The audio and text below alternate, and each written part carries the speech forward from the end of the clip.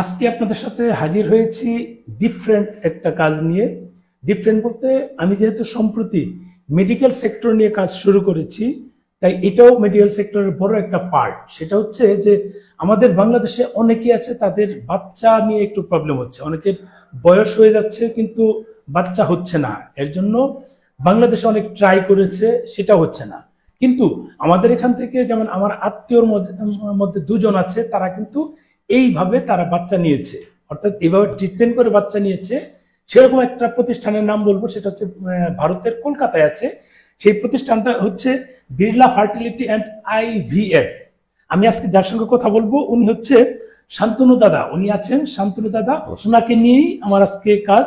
আমি উনার যে বিড়লা ফার্টিলিটি অ্যান্ড আইভিএফ আছে এটা নিয়ে বিস্তারিত কথা বলবো। আর এটা নিয়ে যেহেতু আমি কাজ শুরু করেছি, আগে শুরু করেছিলাম, বাট এখন মানে যেটাকে বল ওনার সাক্ষাৎকার নিয়ে শুরু করা, যেটা পরবর্তীতে কন্টিনিউ কাজ করার পরিকল্পনা নিয়েই কিন্তু এগিয়ে যাচ্ছি। উনি যেহেতু এসেছেন, বাংলাদেশে এসেছেন, ওনাকে নিয়েই এই মানে ফার্স্ট ভিডিওটা ওনাকে নিয়ে ওনার হাসপাতাল দিয়ে শুরু করছি। পরে যখন আমি কলকাতায় যাব বা ইন্ডিয়াতে যাব সেটা তো পরের পার্ট। আমাদের যেহেতু ভিসা একটু জটিলতা আছে, ভিসা একটু প্রবলেম হচ্ছে, আমরা কিন্তু ওনাদের মাধ্যমে ভিসার একটা সহযোগিতা পাবো। যদি আপনার ভিসা করার ক্ষেত্রে আপনার যদি কাগজপত্র ঠিক থাকে 100% ভিসা হবে, ওনারা সহযোগিতা করবে। কিন্তু আপনার কাগজপত্র ঠিক নাই, ভিসা হওয়ার মতো যে আপনার ক্যাপাবিলিটি বা যোগ্যতা সেটা নাই, সেক্ষেত্রে তো কারো পক্ষে সম্ভব না। কিন্তু আপনার কাগজপত্র ঠিক আছে, ট্রিটমেন্ট করার জন্য আপনি যেতে পারছেন না, ওই ক্ষেত্রে ওনারা যদি সহযোগিতা করে, আমরা তো আছি, তাহলে 100% ভিসা হবে।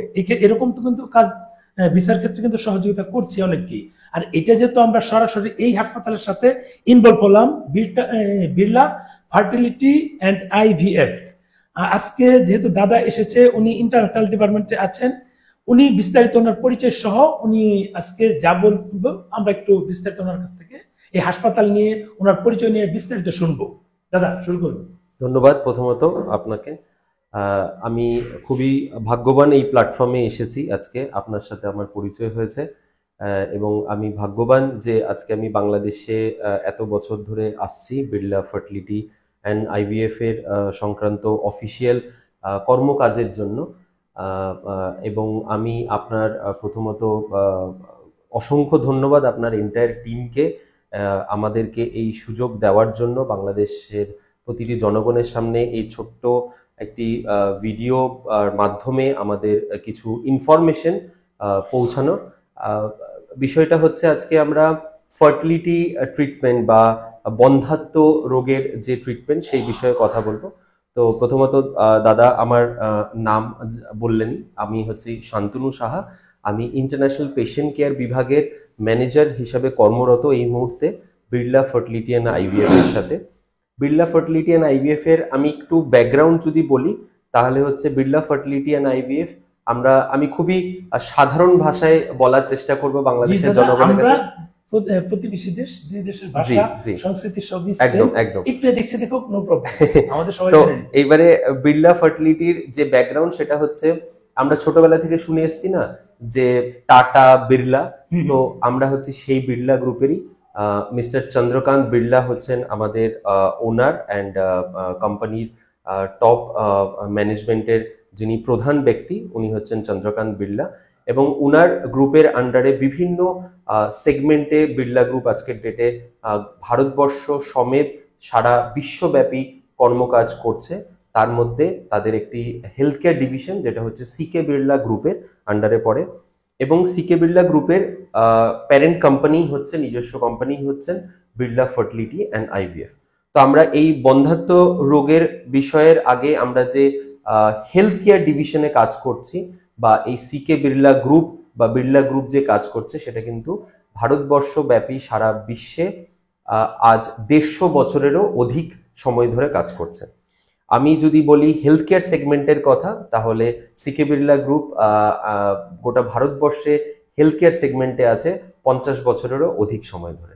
ঠিক আছে, তো আমরা যে ফার্টিলিটি বিষয়ের জন্য কথা বলতে আজকে এসছি, আমি যদি বলি যে বিড়লা ফার্টিলিটির কথা, তাহলে বিড়লা ফার্টিলিটি আজকের ডেটে ভারতবর্ষর মধ্যে একটি সব থেকে দ্রুত গতিতে এগোনোর মধ্যে একটি চলমান ফাস্টেস্ট গ্রোয়িং চেন আর কি, আচ্ছা fastest growing chain of IVF centre. কারণ এটা বলার বিষয়ের মূলত কারণ হচ্ছে আমরা দীর্ঘ 3 থেকে 4 বছর ধরেই ফার্টিলিটি ইন্ডাস্ট্রিতে এসেছি, কিন্তু দেখা গেছে আমরা আজকের ডেটে 50-এরও অধিক আইভিএফ সেন্টার সাকসেসফুলি খুলতে সক্ষম হয়েছে ভারতে, শুধু ভারতবর্ষে। আমাদের ইন্টারন্যাশনালে এখন অবধি কোনো জায়গায় কোনো সেন্টার নেই, বা আমরা এখন অবধি সেরকম কোনোভাবে প্ল্যান করিনি, কিন্তু আমাদের গোটা ভারতবর্ষে 50-এর উপরে সেন্টার্স আছে। তার মধ্যে 18টি রাজ্য এবং 37টি শহর ব্যাপী আমরা ভারতবর্ষে কাজ করছি। কলকাতায় কয়টা আছে? কলকাতাতে আমাদের আছে 2টি সেন্টার, যেটা লোকেশন হচ্ছে আমাদের যেটা মেইন সেন্টার, যেটাকে আমরা ল্যাব সেন্টার বলি, সেটা হচ্ছে আমাদের কলকাতার Sarat Bose road near Minto park. এটা একটা মানে প্রিমিয়াম লোকেশন, বাংলাদেশিদের জন্য এটা বিশেষ করে প্রিমিয়াম লোকেশন। কারণ দাদা, বাংলাদেশিদের আমাদের কলকাতার রাজ্যে সব থেকে প্রিয় জায়গা থাকার জন্য হচ্ছে মার্কিও স্ট্রিট বা নিউ মার্কেট। আমাদের বাংলাদেশিদের জন্য একদম আমাদের কলকাতাতে একটা কথিত আছে যে মার্কো স্ট্রিট বা নিউ মার্কেট হচ্ছে মিনি বাংলাদেশ। এক্স্যাক্টলি, সেটা আমরা স্বীকার করি। এক্স্যাক্টলি, তো সবাই গেলে ওখানে কমফোর্ট, হ্যাঁ ওখানে কমফোর্ট, এবং আমাদের কাছে এমন এখন একটা কালচার তৈরি হয়েছে যে বাংলাদেশি ভাইদেরকে পেয়ে বা বোনেদেরকে পেয়ে আমাদের ওই মার্কো স্ট্রিট বা নিউ মার্কেট এরিয়াটা, আমরা যদি বাংলাদেশের কিছু খাওয়ার টেস্ট করতে যেতে চাই, আমরা বলবো যে নিউ মার্কেট চলো, ঠিক আছে। তো আমি যে লোকেশনটার কথা বলছিলাম, সেই লোকেশন থেকে মার্কো স্ট্রিট, যেখানে মেন আমাদের বাংলাদেশি ভাই বোনেরা এসে থাকতে খুব পছন্দ করেন, সেই এরিয়াটা হচ্ছে অ্যাপ্রক্সিমেটলি, আমি যদি কোনো ক্যাব বা ট্যাক্সির মাধ্যমে যাতায়াত করতে চাই, তাহলে সম্ভবত 20 মিনিটের থেকে অধিক হওয়া উচিত না, ঠিক আছে?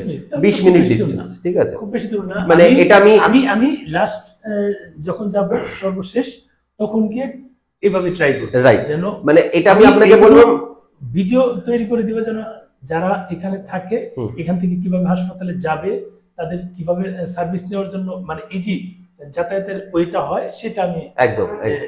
তো এটা আমি আপনাকে এই টাইমটা বললাম হচ্ছে অফিসিয়াল টাইম, যেটা আমরা ট্রিটমেন্টের জন্য পেশেন্ট অ্যাকচুয়ালি ইউজ করবে সেটা, আর আদারওয়াইজ এটা হার্ডলি হচ্ছে 5 থেকে 10 মিনিটের সময়, ঠিক আছে? একটা বিষয় আমি বলি, জি, আমাদের যারা যায় ওদের কিন্তু 1 মাস 2 মাস 3 মাস অনেক সময় একটা থাকতে হয় এটার জন্য।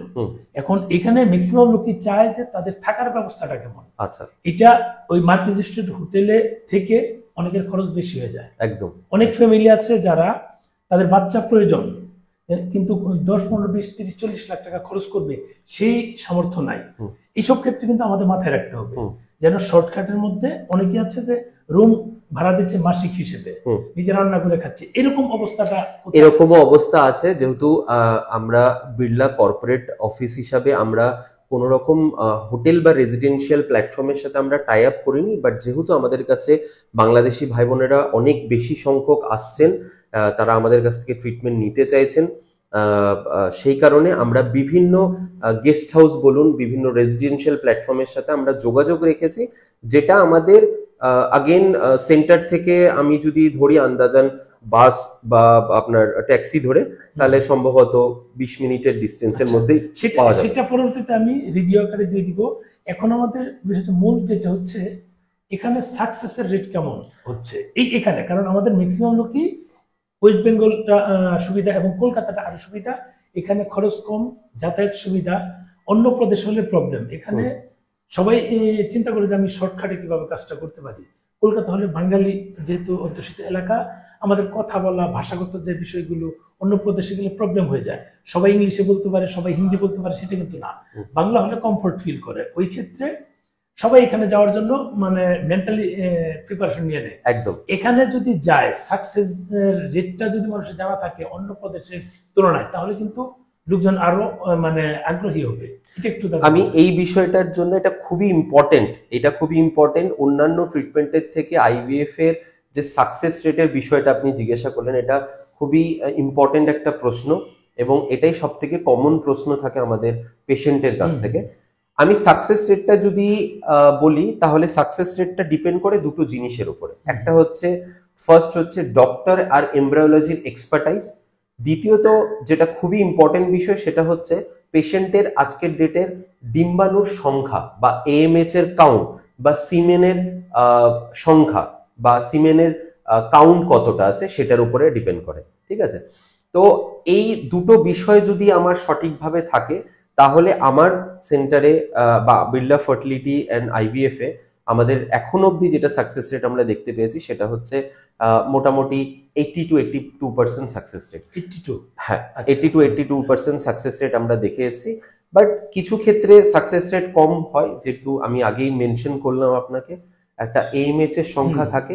তো সেই কারণে আমরা সবসময় অ্যাজ এ মানে হসপিটাল কর্তৃপক্ষ বা আমাদের যারা ক্লিনিশিয়ানস আছে, যারা আমাদের ডক্টরস বা এমব্রায়োলজিস্ট আছে, কোনো পেশেন্ট যখন আমাদের কাছে টেলিকনসালটেশনের মাধ্যমে একটা সহায়তা প্রথমে প্রদান আমরা যেটা করি বা আমাদের কাছ থেকে সার্ভিসটা নিতে চায়, তখন আমরা তাকে একটা প্রথম সাজেশন দিই, আপনাদের যেহেতু এএমএইচ এর সংখ্যা কম বা সিমেনের কাউন্ট কম, আপনারা কিন্তু আপু প্লিজ দেরি করবেন না, আপনারা যত তাড়াতাড়ি সম্ভব যত দ্রুত সম্ভব আপনি আমাদের কাছে এসে এই ট্রিটমেন্টটার জন্য আপনারা এবার একটু উঠে পড়ে লাগেন। আমি একটু এখানে প্রশ্ন আসছে, পারফেক্টলি এজ বয়সটা কতটুকুর মধ্যে কতটুকু হলে মেয়েদের ক্ষেত্রে কতটুকু হলে আর ছেলেদের ক্ষেত্রে কতটুকু হলে মানে এটার সাকসেস রেটটা বেড়ে যায়, এটা একটু ক্লিয়ার করেন। আচ্ছা দেখুন, এই বয়সের বিষয়টা কি বলুন তো, আজকে যদি আমি আমার কথা বলি, আমরা মানে আমাদের মানে আমার যদি আমি যদি আইভিএফ ট্রিটমেন্ট করাতে চাই তাহলে আইভিএফ এর আইডেল টাইম হচ্ছে আপনার 28 to 30 এজের মধ্যে। বাট কি হয়, সকলেই চায় যে ন্যাচারাল প্রসিডিওরে যাতে আমার সন্তান আমি লাভবান হই, ঠিক আছে। তো দেখা গেছে ন্যাচারাল প্রসিডিওরে যে সন্তান লাভের সময়টা চলে যাচ্ছে বা প্রপারলি তার কাছে ইনফরমেশন নেই যে আমার অ্যাকচুয়ালি রোগটা কি বা আমার অ্যাকচুয়ালি আইভিএফ জিনিস কি। আজকের ডেটে সব থেকে বড় প্রবলেম হচ্ছে, শুধু এটা এপার বাংলার মানুষের জন্য বলবো না, এটা আমার ওপার বাংলাতেও আছে, আমার সারা ভারতবর্ষে আছে এবং বিভিন্ন দেশেও এই প্রবলেমটা হয়তো আছে যে প্রপার ইনফরমেশন নেই যে আইভিএফ কেন আমি করাতে যাব, ঠিক আছে, আইভিএফ কিভাবে হবে বা আইভিএফটা কি। সবাই ভাবে আইভিএফ মানে হচ্ছে শুধু টেস্ট টিউব বেবি, না এটাই হলো, ঠিক আছে। তো এই কারণেই এজ যেটা ফ্যাক্টর আছে না, সেটা হচ্ছে লোকে আজকের ডেটে সাধারণ মানুষেরা, সাধারণ জনগণেরা এটাই ভাবে যে আইভিএফ করাতে যাবো, ঠিক আছে দেখছি হচ্ছে, করছি, করব, আমাদের করতে করতে 30-35 এর অ্যাবাবে চলে যায়। আমি একটু এখানে একটা বিষয় শেয়ার করি, অনেকের এটা কাজে লাগবে। আইভিএফটা অনেকে ধরে নিতে টেস্ট টিউব বেবি, ফুলি টেস্ট টিউব মানে হচ্ছে যে আলাদা কোনো শরীরের স্পর্শ ছাড়া আলাদা একটা মানে মানে প্রক্রিয়াজাতকরণ বা যেভাবে একটা সিস্টেমের মধ্যে, সেটা আমি একটু জানি না। আমি যেটা আগে জানতাম ওখানে আলাদা রেখে ওইভাবে কৃত্রিম ভাবে বড় করা হয়, এটা মানুষের মাথায় ঢুকে গিয়েছেন। এটা নিয়ে একটু দেখুন, এই বিষয়টার ব্যাপারে আমি একটু প্রথমেই বলে দিই, যেহেতু আমি নিজে ক্লিনিশিয়ান নয় বা আমি ডক্টর বা এমব্রায়োলজিস্ট নয়, আমি একজন ম্যানেজেরিয়াল পার্সন। তো সেই হিসাবে আমি বিষয়টার মানে বিষয়ে আমি পুরোটা বিষয়ে বলবো না, এটা আমরা হয়তো নেক্সট কোনো ইন্টারভিউ আমাদের যে ডক্টরের সেটা তিনি তার এটা বললে বরং পেশেন্টের কাছে আরো বেশি কনসেপ্ট ক্লিয়ার হবে। বাট এটার যে প্রসিডিওরের যে পদ্ধতিটা, সেটা হচ্ছে মায়ের কাছ থেকে এগ কালেক্ট করা, এগটাকে ভালো তৈরি করার জন্য স্টিমুলেশন ইনজেকশনস দেওয়া, যেটাকে আমরা বলি আইভিএফ ট্রিটমেন্টে। এটা বলিনি, বাচ্চাটা বড় হওয়ার জায়গাটা সেটা, এটা কি মায়ের পেটেই হয়? হ্যাঁ অবশ্যই, ওটাইতে আমি আসছি। আমি প্রথমে মায়ের গর্ভাশয় থেকে এগ কালেক্ট করছি, ঠিক আছে, মানে যেটাকে আমরা এএমএইচ পরীক্ষার মাধ্যমে জানতে পারি যে এগের কাউন্ট কতটা আছে পেশেন্টের, ঠিক আছে, এটা প্রথম। দ্বিতীয়ত হচ্ছে বাবার থেকে বা পুরুষের থেকে সিমেন স্যাম্পলটা কালেক্ট করা, ঠিক আছে। এই দুটোকে কালেক্ট করে আমাদের একটা ভালো ভ্রূণ তৈরি করাটাই হচ্ছে আমাদের মেন মোটো, মানে প্রধান লক্ষ্য। এই ভ্রূণটা তৈরি করার পরে মায়ের গর্ভাশয় সঠিক সময়ে সে ভ্রূণটা প্রতিস্থাপন করা। আচ্ছা, আজকে আমি আলটিমেট দাঁড়াচ্ছে, আমরা শর্ট করে দিই, এটা আলটিমেট দাঁড়াচ্ছে মানে মায়ের গর্ভাশয়ে কিন্তু বাচ্চা বড় হচ্ছে। একদম এই ভ্রূণটা মায়ের গর্ভাশয়েই তৈরি হচ্ছে। এইটাই হচ্ছে আমাদের IVF ম্যাক্সিমাম মানুষের প্রবলেম। এক্স্যাক্টলি, সবাই ধরে নেয় যে এটা হয়তো বা আলাদা কোনো এক্স্যাক্টলি এই যে ভ্রূণটা তৈরি হচ্ছে না মায়ের গর্ভাশয়ে, ন্যাচারালি মায়ের পেটে বড় হচ্ছে, নরমালি ডেলিভারি হচ্ছে, মায়ের বুকের দুধ খাচ্ছে, সবকিছু নরমাল। আমার জানা আছে একটা আমি এটা না জানলে, আমার রিলেটিভ একজন এটা হয়েছে, তো দুজন তাদেরটা আমি জানি, সেম এটা কিন্তু ন্যাচারাল পদ্ধতিতে হচ্ছে।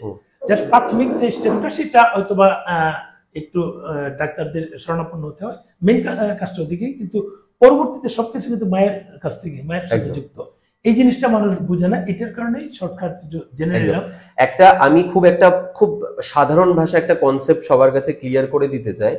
একটা আইভিএফ ট্রিটমেন্টের দ্বারা একটা মহিলা যখন প্রেগনেন্ট হচ্ছে বা একটা ন্যাচারালি যখন মানুষ কনসিভ করছে, ঠিক আছে, সেটার জন্য যা যা সাবধানতা দরকার হচ্ছে, একটা আইভিএফ পেশেন্টকেও সেই সাবধানতা প্রেগনেন্সি ডিউরেশনে করতে হবে। তারও ডেলিভারি ওই 9 মাস 10 মাসেই হবে, নর্মাল ন্যাচারাল কনসিভ করলে যা হবে, ঠিক আছে। একজন গাইনোকোলজিস্টের নর্মাল প্রেগনেন্সি বা কনসিভ করার জন্য যা সাজেশন থাকবে, আইভিএফ বেবির জন্য সেম সাজেশন থাকবে। আমি আরেকটু জানি, যেহেতু আপনারা ইন্টারভিউ নিচ্ছি, আমাদের কস্টিং এর খরচের বিষয়টা অনেকেই প্রাথমিকভাবে জানতে চায়। আনুমানিক একজনের বেশি হবে, একজনের কম হবে, একজনের ফার্স্ট টাইম বা সেকেন্ড টাইম ট্রাই করলে হয়ে যাবে, আর কারো দেখা যায় ফোর্থ টাইম ফিফথ টাইম গিয়ে লাগছে। যাদের ফার্স্ট টাইম সেকেন্ড টাইমের মধ্যে হয়ে যাচ্ছে তাদের তো খরচ একটু কমই হবে স্বাভাবিক। কারো 3-4 বার বা 5 বার ট্রাই করার পর হচ্ছে, তাদের একটু বেড়ে যাবে। এরকম আমি গড়ে কত থেকে কতর মধ্যে আনুমানিক হয়ে যাচ্ছে পারফেক্টলি এটাই হবে সেটা নলিড, যে এর মাঝে হয়ে যাচ্ছে, তাহলে অনেকের একটা ধারণা থাকে, প্রস্তুতি নেওয়ার বিষয় থাকে, অনেকেরই ধারণাই নাই যে কত টাকা খরচ হবে।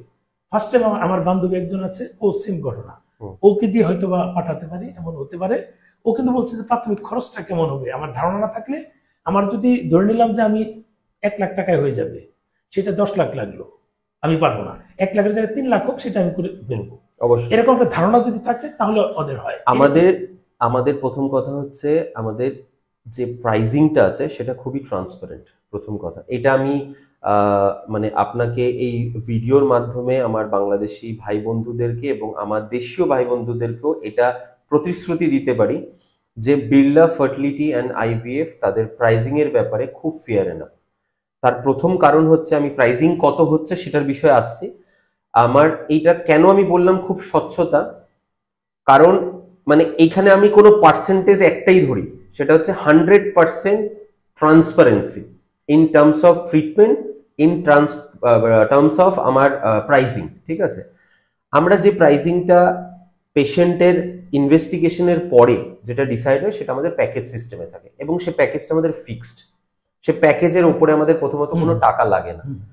কোনো যদি এক্সট্রা ইনজেকশন লাগে বা লাগতে পারে, সেটা প্রথমেই at the day of counselling, প্রথম দিন যেটা কাউন্সিলিং হবে সেদিনকে কিন্তু আমাদের কাউন্সিলর তাকে সঠিকভাবে বুঝিয়ে দেবে যে আপনার যদি কোনো এক্সট্রা ইনজেকশন লাগে, সেই ইনজেকশনের এত টাকা চার্জ হতে পারে, মানে সবার বডি যে এক্স্যাক্টলি। বাট ইউজুয়ালি আমাদের প্যাকেজের মধ্যে একটা স্টেপ অনুযায়ী ইনজেকশনের যে ফাইন্যান্সিয়াল ম্যাটারটা থাকে সেটা আমরা অলরেডি ইনক্লুড করে দিই।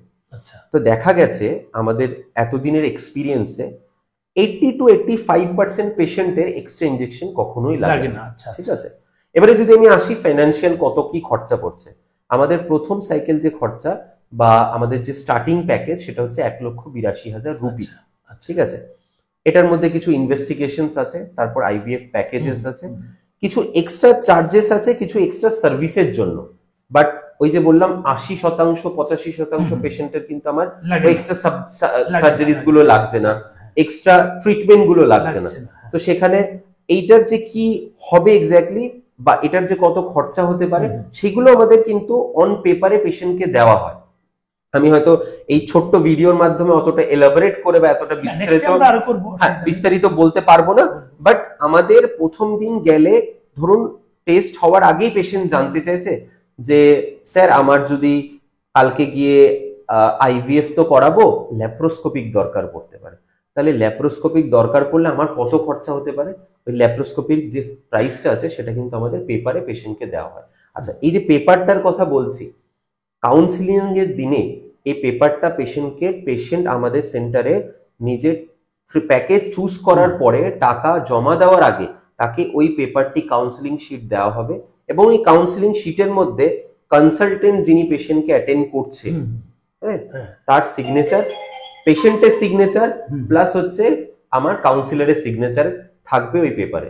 এটা প্রুফ যে বিড়লা যে প্রাইসিংটা আপনার কাছে আজকে ফিক্স করলো সেটা এই পেপারের মাধ্যমে আপনি থ্রু আউট ট্রিটমেন্ট রেখে দিতে পারেন।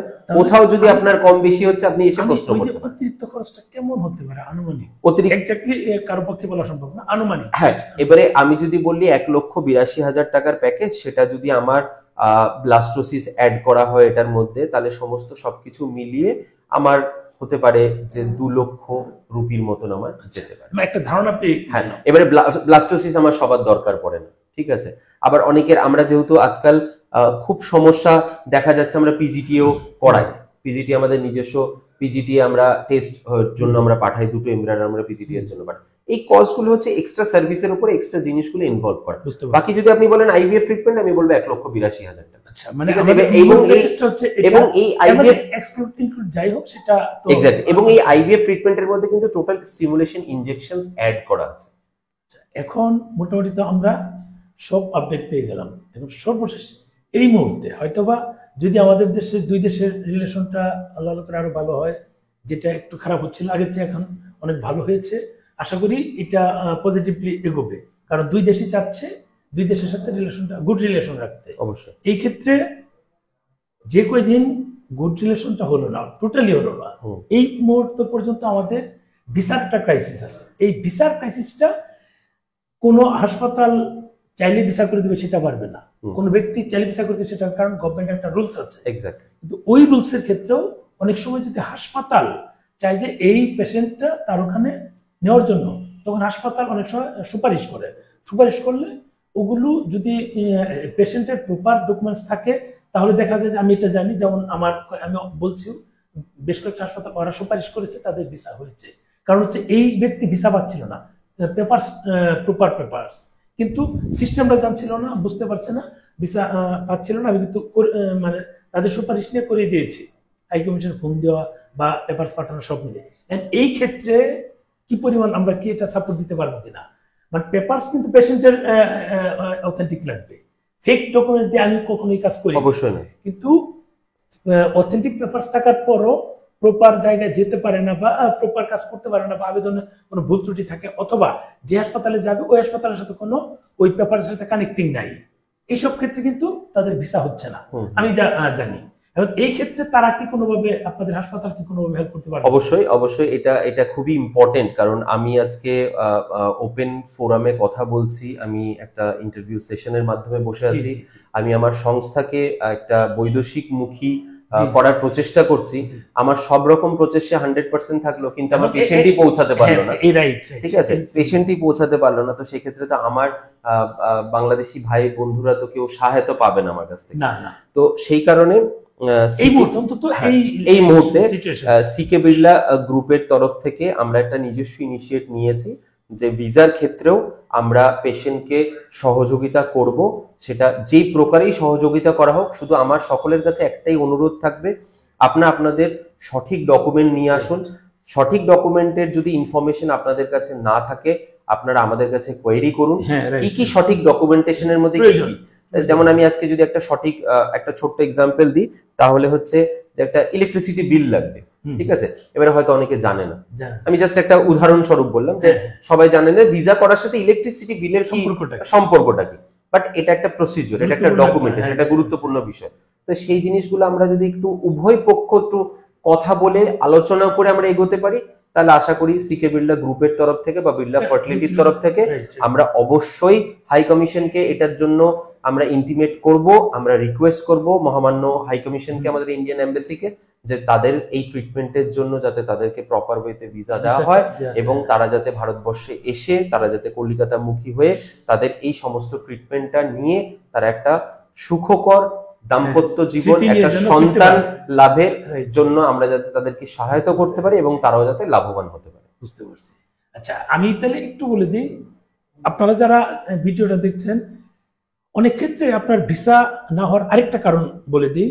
আপনি যাবেন ট্রিটমেন্ট করতে, এই যে যেমন বললো দাদা বললো যে 2 লক্ষ টাকার মতো এটা খরচ, রুপি মতো খরচ, আমরা বাংলা টাকায় 3 লক্ষ ধরে রাখলাম, যেহেতু এখন 2,80,000 যাবে, আর আপনার আসা যাওয়া থাকা খাওয়া এখানে আরো 20, 25, 30 হাজার খরচ হবে।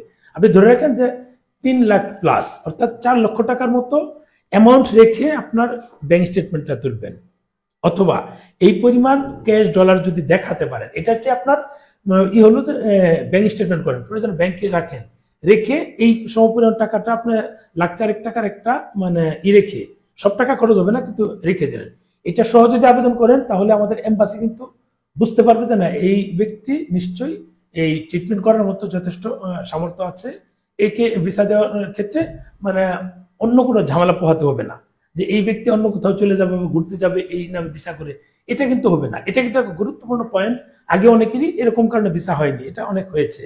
এটা যেন আপনার মাথায় রাখবেন, 3 থেকে 4 লক্ষ টাকার অ্যামাউন্ট রেখে আপনার স্টেটমেন্ট তুলুন, যেহেতু ট্রিটমেন্ট করতে যাবেন, তাই 50-60 হাজার টাকা রেখে উঠে এটা করেন না। এটা করলে বিশেষ করে এই মানে পেশেন্ট যারা আছেন এই মুহূর্তে, এই মুহূর্তে যেহেতু একটা প্রবলেম হচ্ছে, এটা করেন। আশা করি উনাদের কাছ থেকে যদি হাই কমিশন ফোন দিতে হয় সেটাও দিবে, মানে আপনাকে নিয়ে তারা প্রপার ট্রিটমেন্ট দেওয়ার জন্য যতটুকু সহযোগিতা করা দরকার তারা করবে, যেন ভিসাটা হয়। কারণ ভিসা না হলে তো ওনাদের কোনো লাভ হচ্ছে না, ওনাদের ওখানে ট্রিটমেন্ট করা যাচ্ছে না। শুধু এই যে মুখে যে আমরা শুধু খাঁটি বাংলা যেটা বক বক বলি, এটা বক বক হবে। এটার চেয়ে আপনারা যদি আপনার প্রপার ডকুমেন্টস গুলোর প্রয়োজন হয়, আমরা তো আছি, আমাদের নাম্বার দেওয়া থাকবে, আমাদের নাম্বার স্ক্রিনে দিয়ে দিব, প্লাস এই ডেসক্রিপশনে থাকবে, সবকিছুর সঙ্গে আপনারা যোগাযোগ করুন। এই রোগী যারা আছেন, যারা প্রপার চাচ্ছেন। আর আরেকটা বিষয় দাদার সাথে আমি এই অন অফ ক্যামেরার কথা বলে যেটা বুঝতে পেরেছি, যে রোগী উনি বলেছে 30-র মধ্যে হলে ভালো হয়, 28 থেকে 30 হলে ভালো হয়। তারপরে তার মানে এটাই যে শেষ সেটা না, আপনি উপরে যান। আমার যে রিলেটিভ ছিল, ওনাদের 36 মেবি 36 ইয়ার ছিল, তখন কিন্তু উনি সাকসেস হয়েছে, সেটার পরিমাণ কম, যত সম্ভব আগে আসবেন। তার মানে হবে না সেটা না, আপনি যদি আল্লাহ চায় 40 হলেও 42 হলেও হয়ে যাবে, কিন্তু সেটার জন্য তো আমাদের ট্রাই করতে হবে, ট্রাই না করলে হবে না। 30 প্লাস মানে যে আমাদের আর ট্রিটমেন্ট হবে না, সেটা অ্যাকচুয়ালি এটার বিষয় হচ্ছে আইডেল টাইম বেবি নেওয়ার হচ্ছে এটা হয়। তো আমাদের সবার মধ্যে, এটা শুধু আমি পেশেন্টের ক্ষেত্রে বলছি না, এটা আমি আমার ক্ষেত্রে কনসেপ্ট বলছি, যে আমরা সকলেই চাই যে একটা ন্যাচারাল ওয়েতে বেবি বার্থ। বাস আমার শুধু এটাই থাকবে, যখন আপনি যে মুহূর্তে কোন রকম বাংলাদেশ থেকে কোনো গাইনোকোলজিস্টের সাজেশনে এটা পাচ্ছেন যে আপনার এএমএইচ কাউন্ট বা সিমেন কাউন্ট কমতে থাকছে, ঠিক আছে, তখনই আপনি ইনিশিয়েটটা নিন। এটাই আমার একান্ত অনুরোধ সকলকে।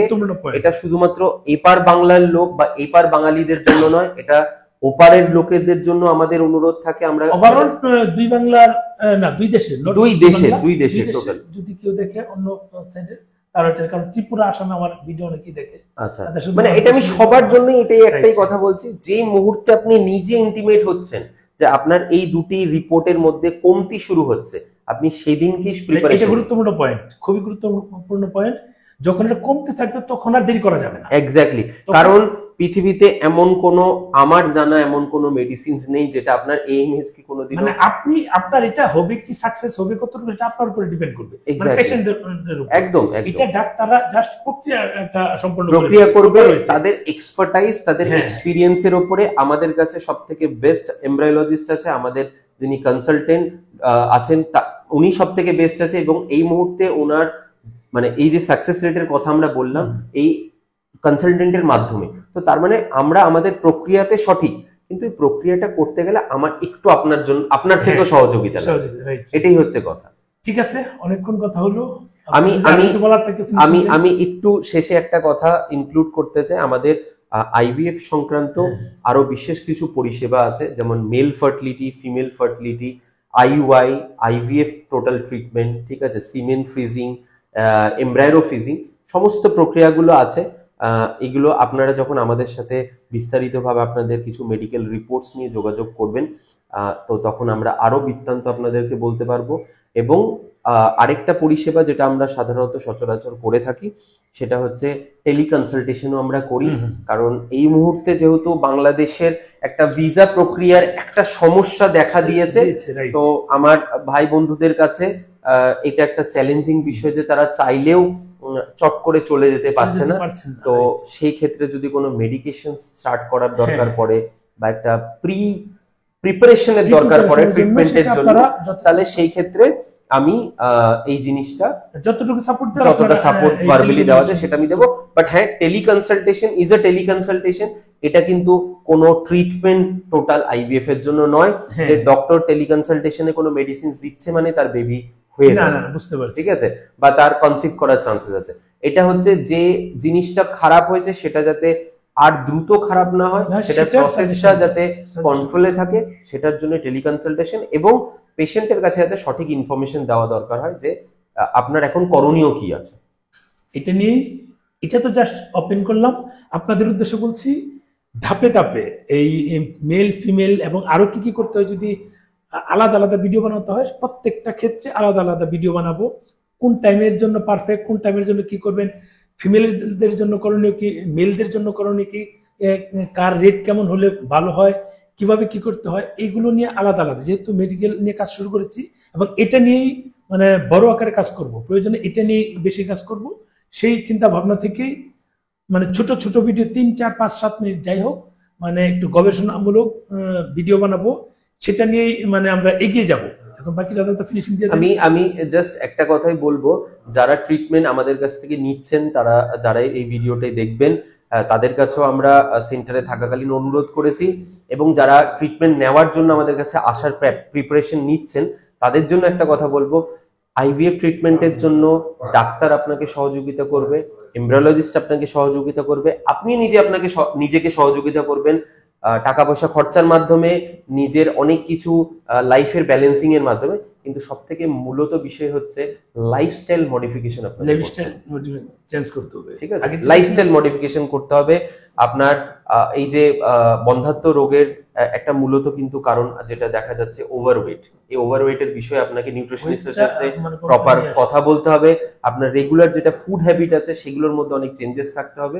এই জিনিসগুলো যদি আপনারা লক্ষ্য করতে পারেন, দাদা ছোট ছোট বানাবো, বেশি বেশি বললে বেশি পরে মানুষ বিরক্ত হবে, আমরা শর্ট করে প্রয়োজন পরে আবার। ঠিক আছে, ঠিক আছে, ভালো থাকবেন।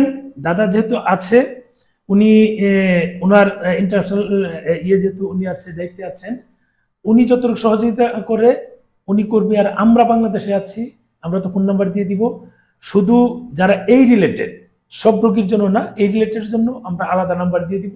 সেই নাম্বারে কমিউনিকেশন করে আপনারা আপনাদের প্রবলেমগুলো শেয়ার করবেন, এবং ওনাদের যদি প্রয়োজন হয় সেটা আমরা যোগাযোগ করে আপনাদের সাথে কমিউনিকেশন করাই দেবো। আজকে এই পর্যন্তই, ভালো থাকবেন, শেয়ার দেন।